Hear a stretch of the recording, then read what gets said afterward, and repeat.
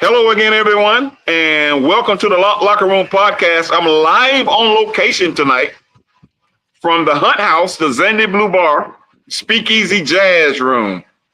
Little Thursday night football I'm hosting tonight. Free cigars for all the fellas who come in tonight to watch the Jets and the Patriots at about 8 p.m. But I got my good friend from Cat Network, Mr. Mike Trillo. Mike, say hello to the folks. Hey everybody, my cohort Bryce was on here last week, so I guess it's my turn to talk to the people about Bethune-Cookman football. Yeah, I had to get you on because Bryce had been on, so I said I got to get the number one guy on. You know, you've done a number of Wildcat sports the last few years. How many games do you think you've done so far? Oh man, in total since I started working for BCU in 2021, I would say probably over 500 games. Wow. In the last 4 years, maybe closer to 1,000. I mean, I don't know. I could go back and count them all up, but I don't really want to. You know, last week we were up in Michigan, and the Cats hadn't scored in almost 10 quarters, and we had a young man. This young man right here, you know him well. He broke the ice for the Cats. But here's the thing.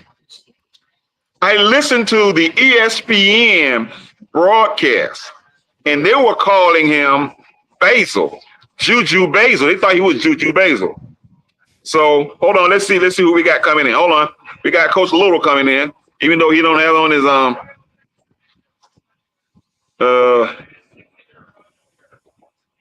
Hold on. There he is. That's Woody.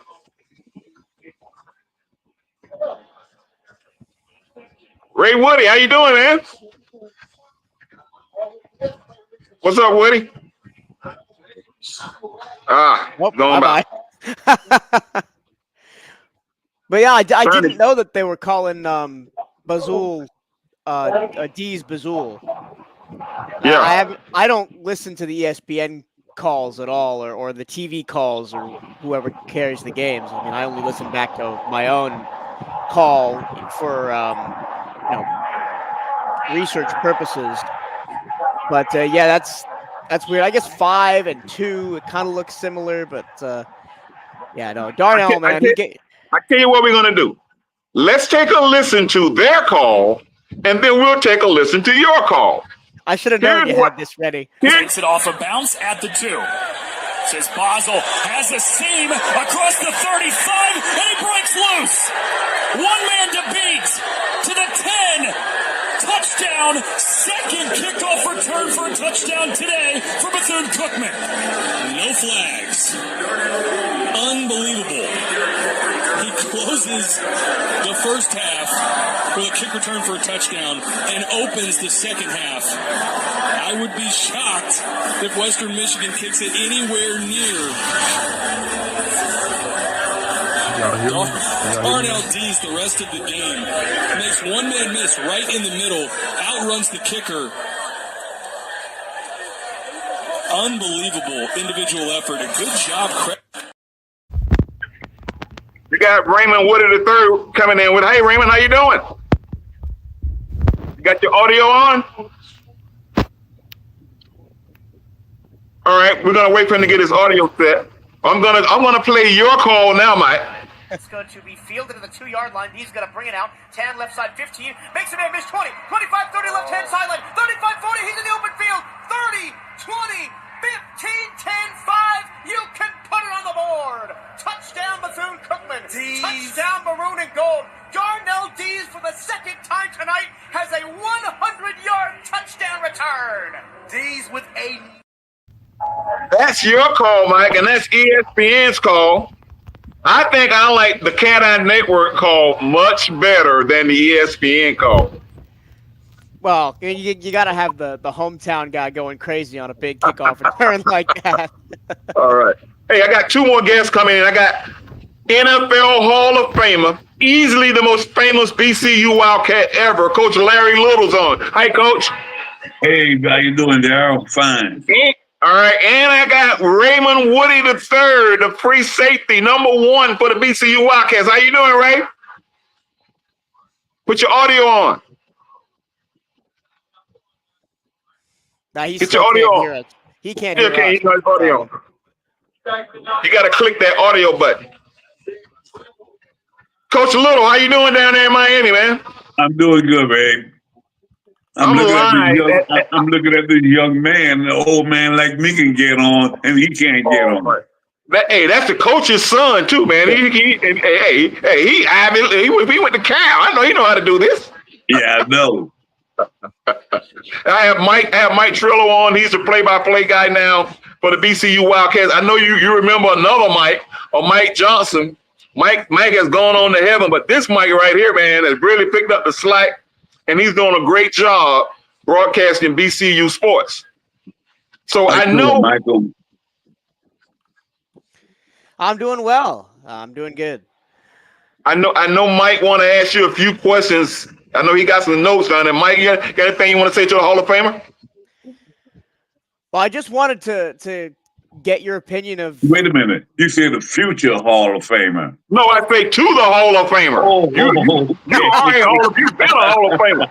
Booker T, BCU, and NFL. Okay. Been a Hall of Famer. Go ahead, Mike. Larry, I just wanted to get your take on how the current football team has looked through the first 3 games. So you talking about the Wildcats? Yeah. Oh, okay. Well, I have not seen them play yet, but I'm looking forward to it next week. I will be in Daytona Beach, not for a great occasion, but to memorialize one of my friends and coaches, Wesley Moore. So I'll be at the game next week, and I'll be there again for homecoming, celebrating our 40th anniversary for winning the first Miami AC championship. But from what I've heard, I tried to listen to you guys on radio, but I couldn't do it on the Cat Eye. But hopefully, we start turning things around this week. I mean, it's a good chance to, right? Clark Atlanta, an old conference foe, who we only played once when we were both in the SIAC. But a chance to, I think, find ourselves offensively. But defensively, it's going to be a big test because Clark Atlanta's got a really scary offense. Yeah, I think the only team you're talking about time he played Clark when I was playing at Bethune-Cookman, and we played him in the Gator Bowl, and we beat him that year. I follow Fort Valley State because Fort Valley State head coach is one of my former players at North Carolina Central, and I saw when they beat Fort Valley, and the quarterback threw 7 touchdown passes. So, we're going to have our work cut up for this weekend.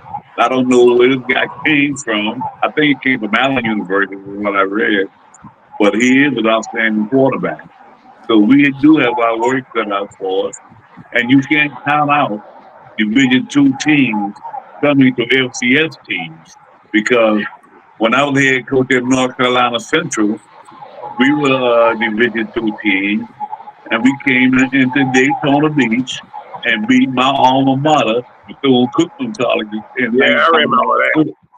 So, you never count these teams out because nowadays, also, they have guys that are able to transfer from the NIL situation. So you can never count these guys out. You got Raymond Woody. Raymond, you got your stuff on now, buddy? Hello, Raymond. Are you there? He still can't hear anything. Wow. Number 1 for the Wildcats, Raymond Woody, the free safety. We're still trying to get his audio together. I had one of my other guests. He's either at the hotel or he's on the bus. E.J. Jr., former Alabama All-American, number 1 draft pick for the St. Louis Cardinals, played with the Dolphins and Seahawks. He's the defensive linebacker coach for Clark Atlanta. He was supposed to be on with us tonight. But, Coach, we thank you for the time that you've been on. My question is, you played on the most famous football team ever in the NFL, the only undefeated Super Bowl team. In a few minutes and a few short words, tell us about that season and how things panned out, the ups and the downs? Well, I put it this way: the year before that, we lost to Dallas in the Super Bowl. Yes, sir, the Cowboys. Oh, I'm sorry. I'm sorry. Oh, come on, man! I'm a diehard. And we were embarrassed in that game. Well, we were really embarrassed, but we would be 24-3, I believe it was. And the next year, our goal was to get back to the Super Bowl and win a Super Bowl. And actually in the preseason, we were 3-3. During that time, you had 6 preseason games, and we were 3-3. And we started winning early and kept on winning until we got the 14th straight game. We didn't talk about it at that time because, it's like with the pitcher, when he's throwing a no-hitter, they don't like to talk to him. We didn't talk about the 14 games we had won that year. And me being one of the captains on that team, I didn't want to bring it up, but I thought about it in my mind. I said, man, damn, we have time to be famous. And we won the first preseason game, which was a tough game against the Cleveland Browns. The next week, we had to go into Pittsburgh. During those days, the team with the best record didn't have the home field advantage. And we went into Pittsburgh on New Year's Day and beat the Pittsburgh Steelers. Then the Super Bowl, I knew then we had a chance to be something special. And then next week, not 2 weeks later, we played the Redskins and we beat a bunch of old men. They were called the Old Hill game. But they were predicted to win out to beat us. And I said, pardon the profanity, I wasn't going to let an old ass man beat us in that game.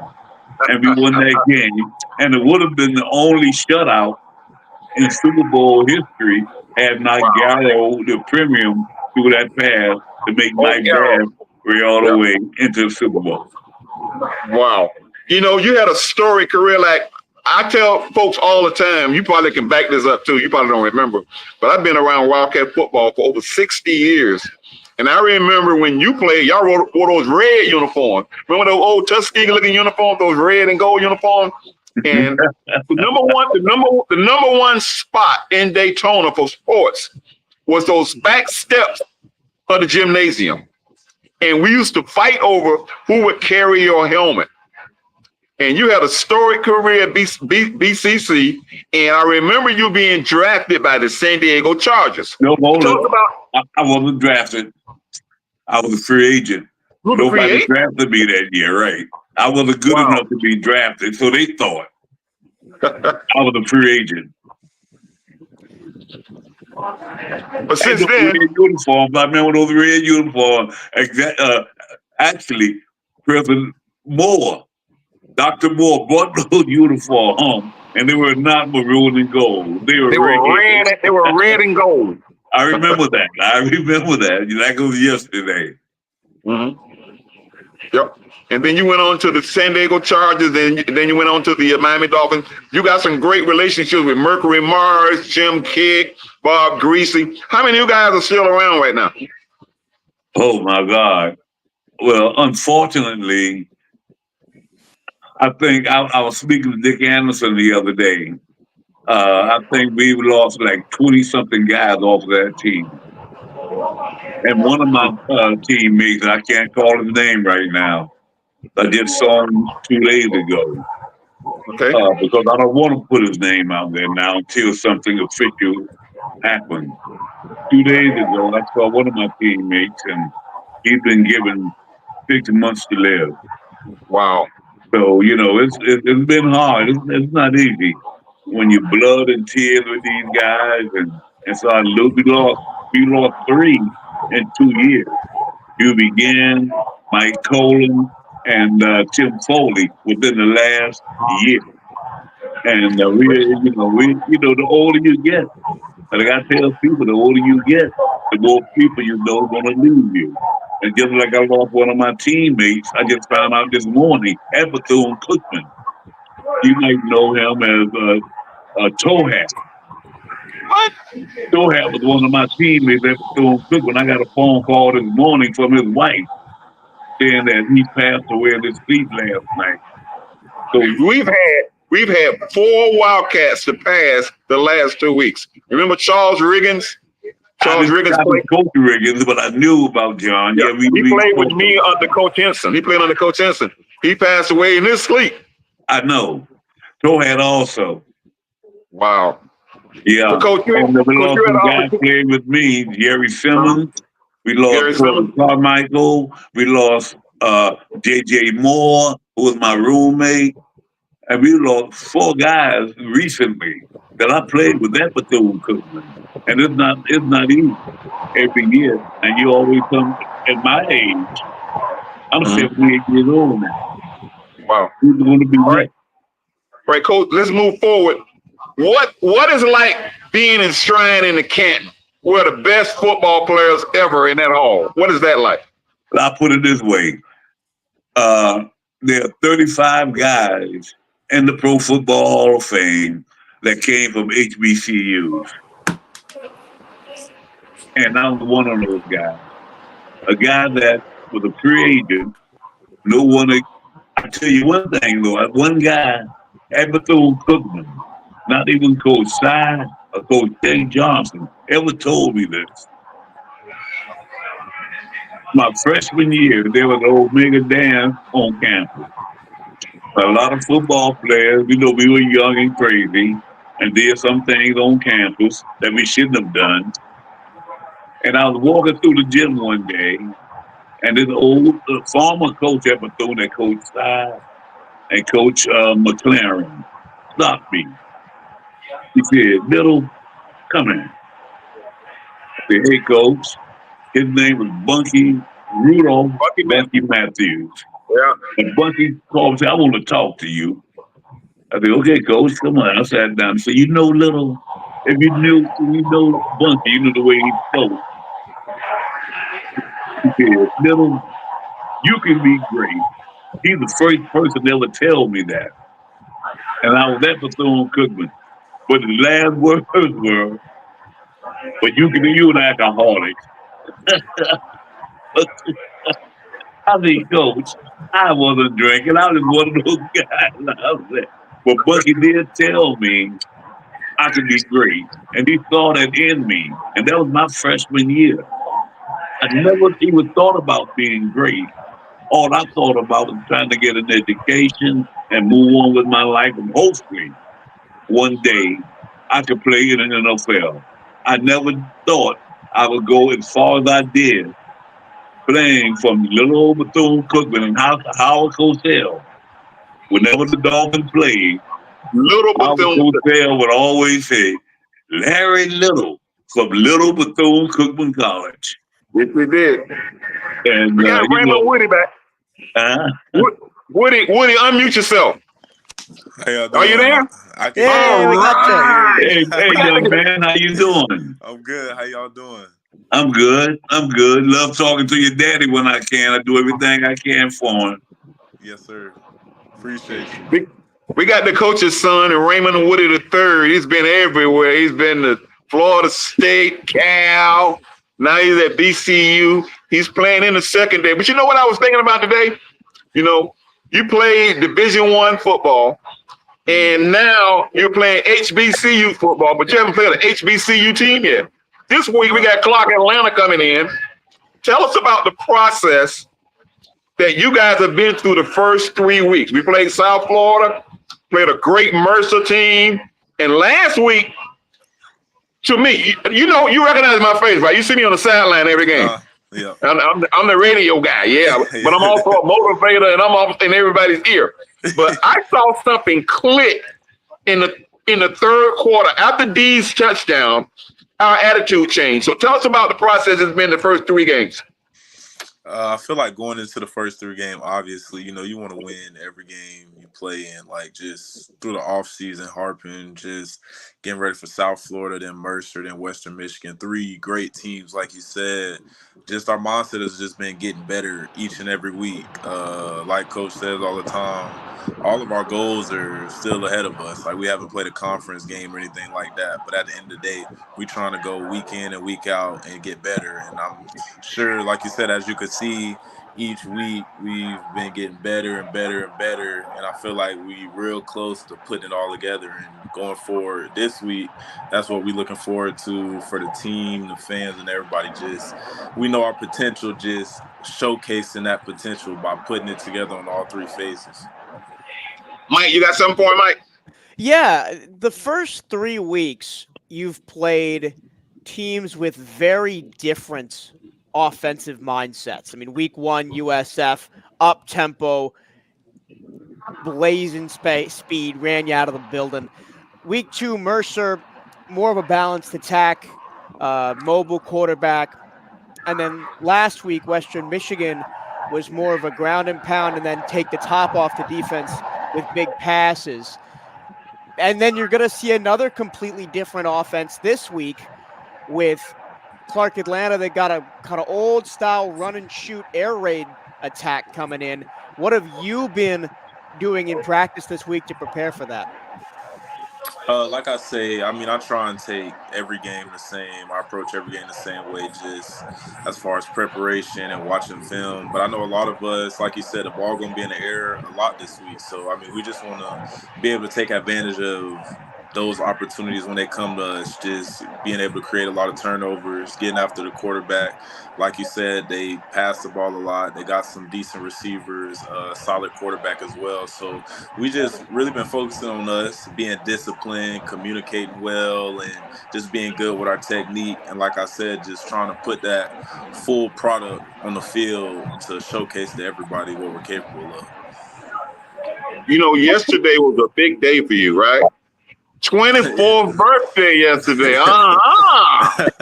Happy birthday, young fella. Appreciate it. Happy birthday, young man. Happy birthday. Thank you. I'm looking forward to meeting you, too. Yes, sir. Yes, I'll sir. be there Likewise. next weekend. Okay. Yes, sir. Yes, sir. Well, what I want to do, you know, we talked about the number. I don't like to talk about Solomon, but the number of deaths of Wildcats football players and Wildcat athletes the last few weeks. I was lying in my bed in Grand Rapids when I got a call about my ex-teammate passing away. But what I want to do right now, Coach Little, I want to give you your flowers, Coach. Can I give you your flowers right now? Here's what I want to do. I want to give you a tribute to Larry Little. Triney, other than his surname. It was a long road from Groveland, Georgia to Canton, Ohio for Larry Little. He was a two-way tackle, team captain, and all-conference pick during his college playing days at Bethune-Cookman. Despite that, he had no takers when it came to the 1967 AFL-NFL draft. He signed on with the San Diego Chargers as a free agent. After playing 2 seasons for the club, he was traded to the Miami Dolphins in exchange for his high school teammate, cornerback Mac Lamb. Little was given an opportunity with the upstart Dolphins and almost immediately developed into one of the league's premier offensive linemen. Miami's teams of the early 70s dominated the NFL with a run-oriented offense. Leading the way from his right guard spot was Larry Little. Although equally effective on the pass and the run, he was especially noted for leading the way for Miami's powerful sweeps. Larry was a lead man for the run as the Dolphins racked up a then-record 2,960 yards on the ground during its undefeated season in 1972. He started at right guard in 3 straight Super Bowls for Miami, including back-to-back victories in Super Bowls 7 and 8. Great career, a great man. Coach, you were a player. You were a player's coach. You would cuss them out, and then you would love them up right after that. You got to know, I know if Raymond III knew that. I did coach at Bethune for 9 years. And we won the first 2 MEAC championships at Bethune. But you know, my guys love me. I have about 75 guys in my phone that can call me at any time. They call me all the time. Yes, they do. Mm-hmm. They call me. Actually, I'm an old, broke down old man now, and I'm still calling me for advice. I said, what the hell are you calling me for? And these some of the guys I coach are in their 60s now. And they're still contacting me. Well, coach, what do you think about this? I mean, I don't know what the hell you're talking about. I'm old now, but I'm looking forward to our, notice rate, Junior, 3 to 3rd. We were celebrating. You was in the me against Dad was in the MEAC AP. So we were celebrating our 40th first MEAC championship this year. That we won in 1984. And we are celebrating that at homecoming. And then again, we won again in 1988, and talked to one of your teammates, I think, Ray, Darryl, Johnson Bosley. Yeah. Yeah, he's handling everything, but he called me today, asking me, Coach, what you think about this? I said, damn, Bosley, your job now. They won't let me move on. They just won't let me move on. But coach, you're that bridge, coach. You're that bridge to the old school. And like I said, I was a kid watching you, Monty Moore, Winston Mack, Nate Ross. I remember all them guys, man, as a kid. Hey, Woody, I've been on the sideline 60 years, bro. I was a ball boy. Then I went to Cookman. I was a wide receiver. Then Tank Johnson pulled me my senior year and made me the SID. I went from the SID to the radio booth. And you talk about those days. We didn't even tape ankles in our day. I take ankles and everything. But here's something special that happened in the first home game. Woody, you played at Florida State, you played at Cal, a lot of Balu behind you, the coach's son. You're very cerebral. But here's something special. You got a pick in the first game. How did that feel? It felt great. You know what I mean? It felt great to just read the quarterback odds, get the pick. Obviously, like I say, main goal is always the win. So it was just frustrating not to get the win. I mean, but yeah, it was a great feeling. All the hard work that I put in finally coming to fruition. Let's take a look at that. Let's take a look.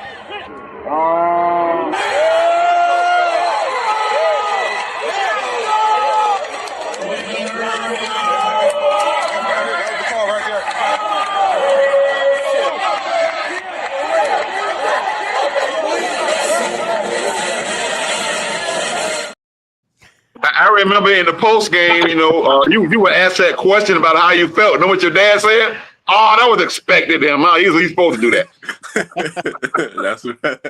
That's how he is all the time. But I want to switch gears right now. I want to talk to the young fella in the right corner, Mike Trillo. Mike has been around Wildcat football for a while, and he's carved his own niche. I think last season, when I was in the booth with him, I'm a sideline guy. I've been filling in with color, but Johnny Dicker's now doing color. We were up in Memphis, the very first game in Memphis, and we had a play that went viral. But Mike, you went to James Madison, right? Correct. Tell us about your flight. Madison. Tell us about your flight. Tell us about that. You want to know the whole story or just? Yeah, I want to know the whole. I want to know how you got that. That's what I want to know. You're Maria Taylor. That's College Game Day. The first time they were at James Madison, I think back in 2016. I was a sophomore back in 2016, and I camped out on the quad and got front row for College Game Day that first time they were there. And it was a great experience. I was there with my roommates, and we had a great time. And then the second time College Game Day came through, I was a senior, and I was like, I've done it once. I ain't doing that again. I watched it from my apartment. But no, I went to James Madison, but I'm originally from Daytona Beach. Originally born in Manhattan, raised in Daytona Beach. Went to James Madison to study opera performance, because my entire family are musicians. My mom, a former professional opera singer. My brother is a professional jazz musician in New York City. I went to school to be an opera singer like my mom. And about halfway through, by the end of my sophomore year, I realized I don't really want to do that. I finished up my degree, changed to audio engineering with a minor in vocal performance, and then along the way started calling esports for a group called the Simulation Football League. And that's how I got my start in broadcasting. I found them on YouTube, contacted them out of the blue, wanted to try broadcasting. I'd never done it before, but they gave me a shot. They, held my hand, taught me the basics and all I needed to know for about the first 5-6 years of my broadcasting. I was doing as a hobby in college and after college when I was working in the theater as a sound designer and at a tech. And then when COVID hit, our theater shut down because can't go to the theater. So I thought, well, what can I do to stay active? And I looked at what was going on, and high school sports were still happening, but a lot of teams were restricting attendances and sometimes having no attendances at all for indoor things. So I thought, there's a niche here. I could get in with a high school and broadcast their games and keep parents and friends and family engaged while they couldn't go to the games. So I said to myself, okay, I've got all this broadcasting experience online with esports. Let's see if I can translate to the real world. So I drafted up an email. I cold call emailed about 30 high schools in this area. I heard back from 3. Only 1 said yes. That was Little Atlantic High School in Port Orange. And I called all their games, football, men's and women's basketball, baseball, softball, for 2.5 years. I did Atlantic High School. And then I ended up meeting Bryce Wojnowski, who was the SID at Bethune-Cookman. He was the assistant SID at the time at an unrelated basketball event that Bethune-Cookman happened to be playing in. And we got to talking, and I gave him my business card. And about a month later, he calls me up and says, hey, our play-by-play guy left to take a job in Virginia. Can you fill in for a couple of basketball games in December until we can bring somebody in? Well, 4.5 years later, I'm still filling in, and they haven't fired me Wow. yet. That's great. That's great. So that's the brief version of how I got here. Woody, what's your major? So I got my degree, American Studies with a minor in Health and Wellness and Sports, and then right now I'm getting my master's in Organizational Leadership, and then I also got a few certificates the last year from Cal. I got one in entrepreneurship and then business management. You handle yourself well in the media, and I watch you. Last week I watched you on the sideline. The very first play of the game, we know what happened. Mm-hmm. And I saw you come back and you helped correct some young guys. You had one guy in position for a pick. Well, number 12, I can't remember his name, but you had moved him in position. What is it about you that I know you're a veteran, but do you see yourself doing any kind of coaching, because you're very cerebral on that field? A lot. I feel like a lot of people have been asking me that lately. I definitely could see myself being a coach. I feel like I see the game in a different lens. I know a lot of people tell me I see it from a coach's lens, and I really do enjoy like being that guy who can come off the field and talk to the younger guys, or if it's a mistake made, being that guy to be like, man, it's all right. You know what I mean? Like, obviously we all get frustrated and things like that, but just being able to bring everybody back together and I really enjoy like giving guys knowledge. Like, that's something that really, really makes me happy, just seeing younger guys like be better and get better. Because I feel like me coming up at Florida State, I had guys like Asante Samuels and Hamza, Nazruddin, guys like that who helped me out, and they took joy and pride in helping me get better. So I feel like it's only right for me to do the same to the guys as well. Last weekend, we're watching college football here and there, and every guy that made a great play, coach, when they call his name, they also call what schools with an S on the end he transferred from. This young man right here, he turned things around for the Cats. He gave us some momentum last week. He's been at BCU 5 years. He's what I call a true Wildcat. He bleeds maroon and gold. Woody, what you think about that? He's been in one place for 5 years. Man, D's, that's my guy, man. We talk all the time. Like, just coming in, he was one of the guys who he was playing DB at first. I remember we did a beach workout. He had just moved to running back. He ended up coming out. We ended up getting pretty close. Like, he just doing the drills and stuff like that. And me and him just always talk. Like, he's just one of those guys who's like, man, I just want to win. Like, no matter what, all the new guys came in. I just want to win. Like, he seen we all were on the same type of time and just trying to work hard, and we all had that mutual respect. So he's one of the cornerstones of our team. You know what I mean? A guy that's seen it. He's seen it all. He's seen the growth. He's seen the ups and the downs. So for a guy like that, you just want to go out and play hard for. You know, like you said, he's been here for years. Like, all he wants to do is get a chance to play in meaningful games, win the SWAC championship, and make it to the Celebration Bowl. So it's amazing, and it's great to see him doing his thing. His whole team's happy for him. Hey, for 1 minute, Coach Lord, you see this guy right here? This was my wide receiver back in 1986. He's bigger than me now. He's a guard. But he's in love with you, Coach. When you come homecoming, you're going to have to meet this young man, Mr. Broxton. Thank you, Coach. Hey, brother. How you doing, Larry? I'm good. Getting old, but hanging in there. So, Coach, this is my question to you, Coach. What's your take on the transfer portal? You know, you're an older guy. You know, you might have had a transfer here and there from Central. When you was at Cook, you had a guy coming here and there. What's your take on how things are going now with that transfer portal? Well, it's good for college ball, for major colleges. But you look at the smaller schools like us, it really doesn't really matter because we're not going to get anything anyway. But, you know, a lot of schools, well, I know a lot of people want me to talk about Dion and what they're doing in Colorado. But there are other guys getting big money also.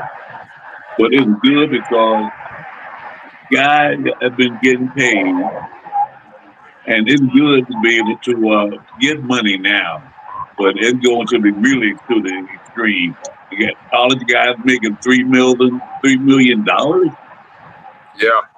$3 million. I mean, do they have to ever go play pro football nowadays? But I know Ray would have stayed at Cal. He didn't get that much money, right, Ray? You see the hell with my daddy. I don't know about 3 million, man. I don't know about that. Hey guys, we got a few minutes left. We're gonna change gears in the locker room. I'm gonna put up a picture, and I'm gonna give Woody his opportunity to comment on this picture right here. Who's that, Woody? You know? I don't know who that is. Mike. Who's that, Mike? That'll be Asia Wilson. Asia Wilson, the first female to ever score 1,000 points in professional basketball. You know, the women's sports has taken a great leap. We see it at BCU with the volleyball team and softball team. But women's sports taking a great leap. She was an Olympian. She just scored 1,000 points last week in the WNBA. But before we go, I want to dedicate this show to my former Wildcat, Charles Riggins, my favorite group, the Jackson 5, Tito Jackson, and the man. Tomorrow we all wearing white for Frankie Beverly. I like to dedicate this show to all of those guys. But before we go, Coach, you'll be in town for the Alabama State game. And I know you want to get in and meet Woody and the guys. What words will you have for the Cats this week? Say that again. What words do you have for the Wildcats for this week?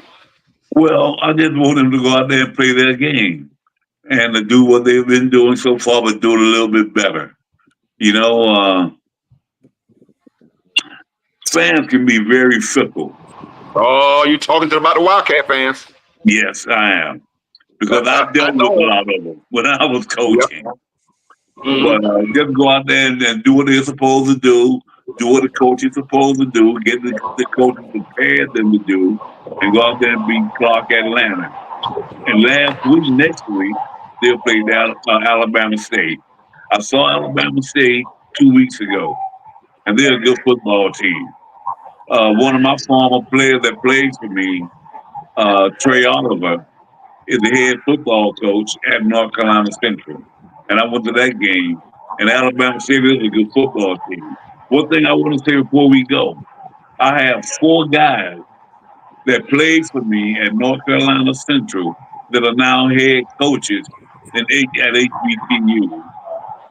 And all of them were teammates at North Carolina Central with me. Trey Oliver, Dawson Odom at Norfolk State, Sean Gibbs at Fort Valley, and Adrian Jones at Shaw. All of those guys played for me at North Carolina Central. And I am so proud of those guys. And a lot of my guys at Bethune-Cookman, they may not have been coaching in colleges, but they're now high school football coaches. I just had one to win the state legislature to be in Senate in Tallahassee. Rod Aristide, one of my guys. So it wasn't all about football with me. It was about making men, making people, being people, and being men, and good giving back to their alma mater and their respective schools. Okay. Parting words from a play-by-play guy. What you got for me, Mike? Well, I want to shout out our new radio show that we're doing this year. It's called Hail Wildcats Radio. If you like Bethune-Cookman sports, and if you're listening to this podcast, I'm sure you do, every week, an hour before the football game on 1380 WELE, and also you can find it on Spotify, Apple Podcast, iHeartRadio, wherever you get your podcasts. And also you can find it on the Bethune-Cookman Athletics website by scrolling to the bottom and clicking on Hail Wildcats Radio. It's me and our sports information directors, Bryce Reinowski and Brian Harvey. Every week, we're talking about everything going on in Bethune-Cookman sports. You know, a lot of the conversation is dominated by men's basketball, football, baseball. But if you want to get more information on the volleyball team or what women's golf has been doing or, you know, how cross country is going early on in their season, we cover all of that and more. Hail Wildcats Radio. Go find it. What are we going into a tough HBCU game with a Division II team that's really playing well? How are the Cats preparing for this week? We ready to go, man. Like Coach Little said, we just got to keep doing what we're doing and do it better. Like, trust our preparation, trust our coaches, and just go out and dominate one play at a time and just get the dub. Okay. We're out of time. Definitely never, ever, ever out of word. I believe Maroon and Gold. You're listening to the Lockeroom podcast. Good night, guys. Good night. Good night, man. Good night.